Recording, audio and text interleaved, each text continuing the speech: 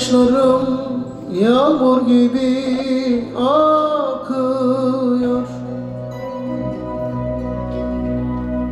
Bu hasretlik yüreğimi yakıyor. Kimse garip hallarımı bilmiyor. Ayırdılar beni senden nedensiz. Günler geçmez, yaşayamam ki sensiz. Seni sevmek yasak olsa süresiz. Sensiz taşıdım bu can değersiz. Sensin benim kaderim, sensin derdim kederim. Başım alır giderim diyar diyar.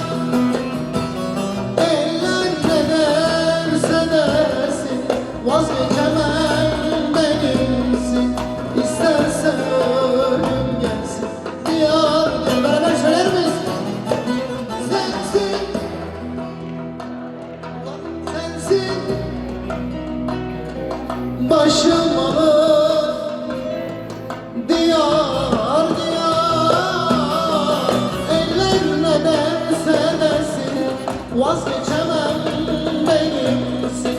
İsterse ölüm gelsin diyar diyar.